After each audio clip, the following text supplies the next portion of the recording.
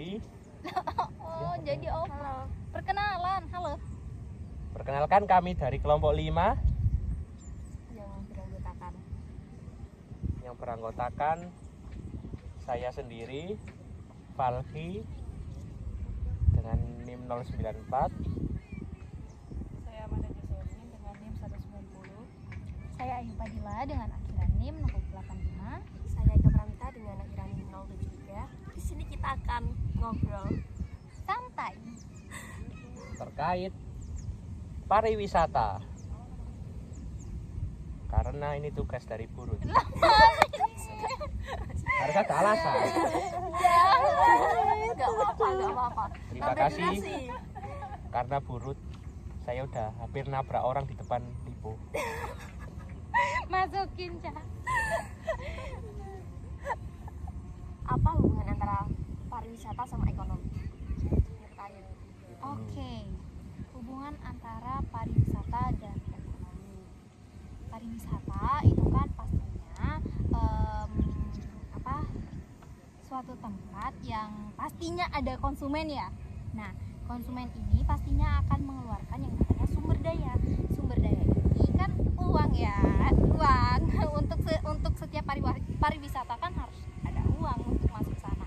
Nah, mungkin hubungan antara pariwisata dan ekonomi ini adalah meningkatkan pendapatan lokal maupun negara tersebut. Kenapa? Karena itu tadi aktivitas konsumen ataupun masyarakat untuk mengonsumsi apa? Mengonsumsi pariwisata ini sendiri gitu loh. Dengan apa? Dengan sumber dayanya itu, yaitu uang itu. Nah, sehingga hal itu akan menyebabkan meningkatnya pendapatan lokal masyarakat maupun pendapatan negara melalui pajak pariwisata itu. Itu sih menurut aku. Aku mau nambahin, kalau menurut aku pariwisata ini juga mendorong kayak investasi infrastruktur dari bidang perdagangan, makanan, terus transportasi. Kalau menurut aku.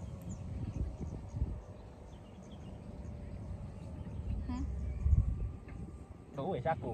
Menurut Falki. Menurutku ya, pariwisata dan ekonomi itu sebuah satu kesatuan yang utuh dan bulat. Jadi namanya pariwisata itu kan contohnya kayak suatu tempat gitu yang membuat orang-orang itu mengeluarkan rasa penatnya atau keluar dari kehidupan aslinya, contoh dunia kerja. Makanya orang itu butuh refreshing. Jadi tempat wisata itu nggak harus suatu wilayah wisata. Jadi orang dikatakan tempat wisata semisal orang tersebut cuma di rumah tidur sambil lihat HP, buka YouTube, lihat apa kayak pemandangan alam, itu juga termasuk wisata. Jadi ya itu. Jadi kayaknya sama ekonomi pasti di situ, pasti di suatu tempat wisata pasti itu ada, walaupun wisatanya gratis ya. Pasti di situ ada kayak ada orang parkir, ada orang jual makanan minuman. Itu walaupun via YouTube ya semisal atau video gitu. Itu pasti kan itu membuat tempat wisatanya itu bisa dikenal. Jadi orang yang mau datang ya datang, yang nggak mau datang ya udah. Itu pun kalau dia nggak datang kan seenggaknya dia kan memperkenalkan wisata, oh ini loh ada tempat wisata yang bagus. Jadi orang itu tahu datang ke situ. Yap, Seperti setuju banget. Seperti di tempat kita ini kan, kita dapat seperti di tempat kita ini di belakang. Ini gratis rek. Parkirnya 3.000 tapi. Iya. Gratis. Terus itu contohnya buat orang foto prewedding. seperti di belakang. Seperti di belakang. Nanti pas nikah ada fotonya besar, nanti ada orang tanya, "Lu ini foto di mana kok bagus?" Di sini. Sebagai sarana promosi. Maka itu dari pihak perumahan juga belakang ini kalau kelihatan ini dibangun semua. Baterainya lemah. Jadi gitu, Rek. Jangan lupa berwisata. Jangan diam di rumah.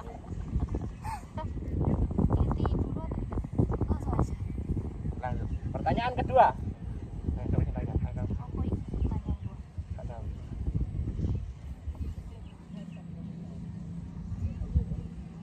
Oke, pertanyaan kedua, menurut kalian ya, apa sih dampak dari pariwisata ini terhadap ekonomi lokal?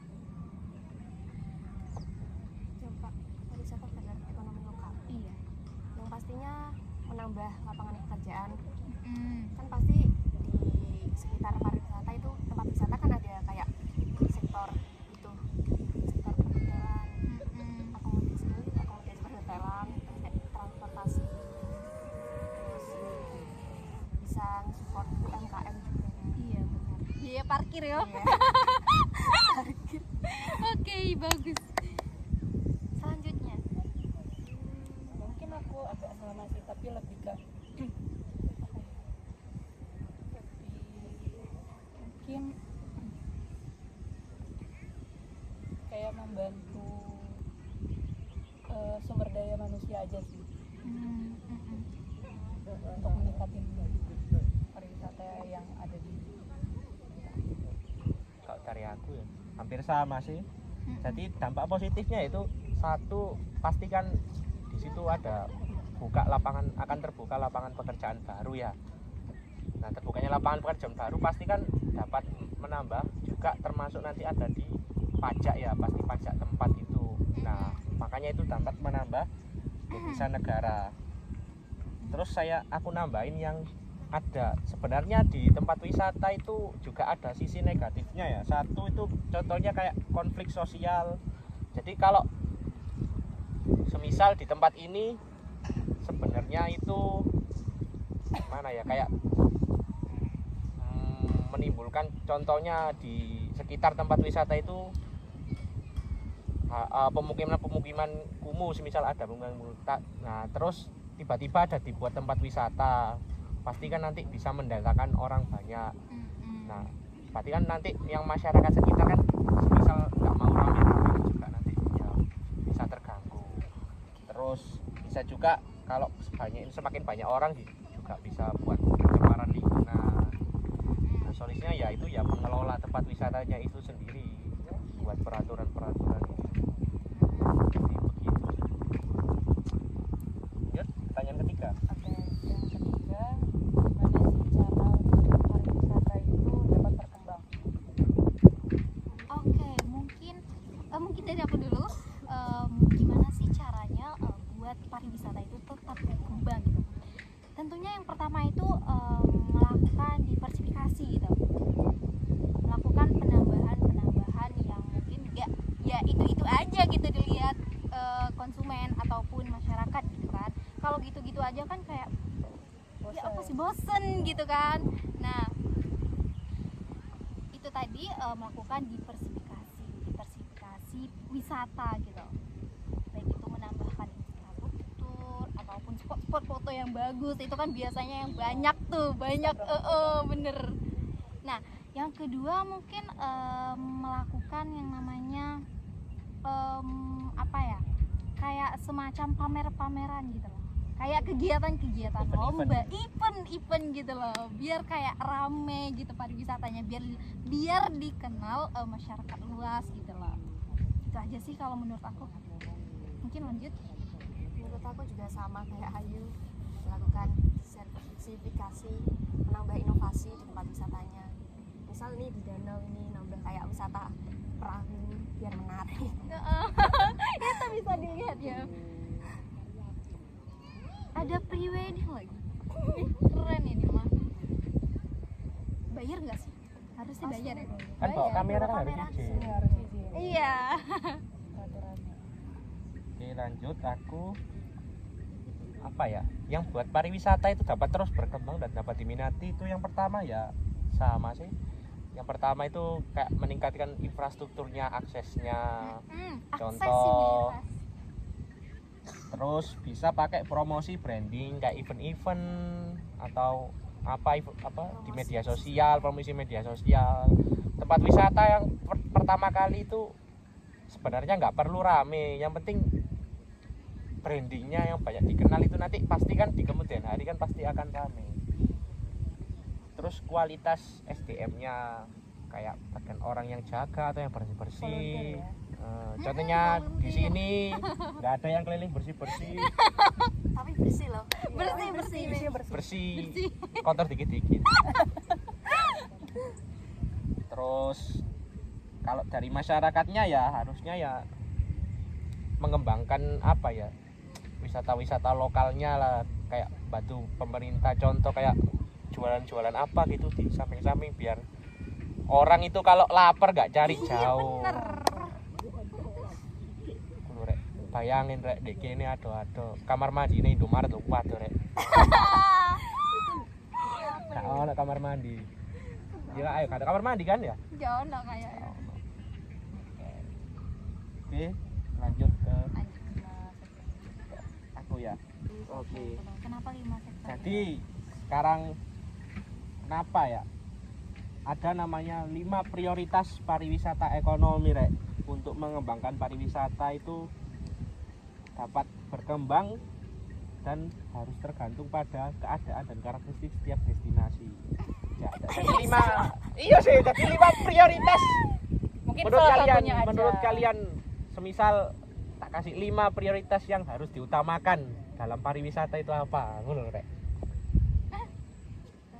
5 prioritas ya. Ya. Oh. Terserah apa prioritas yang harus dikembangkan utama untuk sebuah sektor pariwisata itu sendiri. Terserah mau dari pemerintah atau dari pariwisatanya atau dari masyarakatnya.